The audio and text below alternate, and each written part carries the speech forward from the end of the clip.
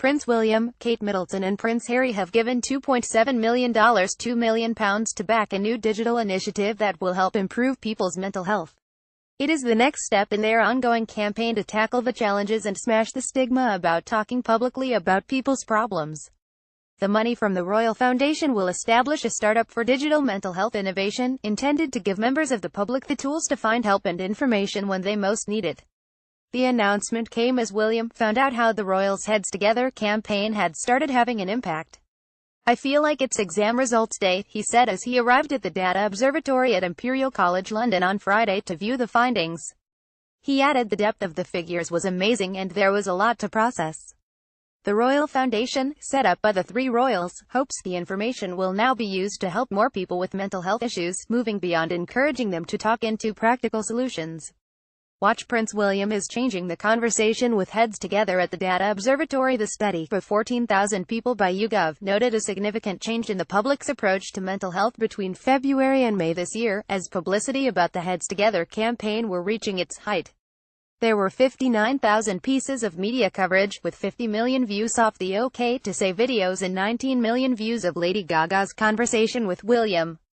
Experts noted, the publicity arising from initiatives including the London Marathon and Harry's interview about his own mental health had inspired more men to come forward and start a conversation about their difficulties. In February, 45% of men and 52% of women said they talked about their own mental health. By May, 60% of men and 61% of women had such discussions. At the peak, Heads Together found 1.2 million more men talked about their own mental health. The study noted a slow and steady increase in people talking about mental health in general, with a 3% rise, or 1.5 million people, discussing it in May compared with February. Of those surveyed, 68% of people would now speak to a family member, 64% to a friend and 25% to a doctor. But only 2% would choose to speak to their HR department, 7% to a work supervisor and 24% to a colleague. Just over half, 51% of those asked said it was now easy to speak about mental health. But there is more to do, William realized. Seeing that 3/4 of suicides in the UK are men, he said, "That's still a worrying statistic though, it really is. At the beginning, we were trying to understand why at home people weren't sharing some of their problems. If we've at least made a big impression there, we can work on the wider societal aspects.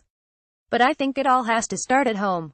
If you can't even have a conversation with your loved ones, there's no way you're going to go to HR at work." He added, "The only thing, trying to extrapolate the data from this, is that these individuals who have spoken have probably got a reasonably good support network around them. Are we missing a whole set of people who have either been in care or who have had very bad experiences at young ages, who have bad mental health already? How do we affect that demographic?" Heads Together now, with the new investment announced by his foundation, William hope they'll help fill the gap. "I can imagine if you're not in some of these categories you can spend your life missing opportunities to be helped. We've got to somehow catch people in their daily life to bring them into the fold and give them the help they need." After viewing a presentation, which included video footage of the three royals racing one another as they launched the Heads Together marathon, he joked, "I'm glad you thought it was a highlight. See, Harry goes early every time, he's off before the gun." He then asked experts whether they felt they had yet been enough impact in schools. "You'd struggle to find a parent out there who wouldn't want the well-being of their child to be taken care of at school," he said. Lorraine Haggerty, CEO of the Royal Foundation, said, "People have told us that this was so important to them and we believe the national conversation is changing. This positive response to the campaign has inspired us to take it to the next stage. So far, we've been showing people why they should have a conversation. This funding will enable us to invest in practical tools to help people actually have those conversations."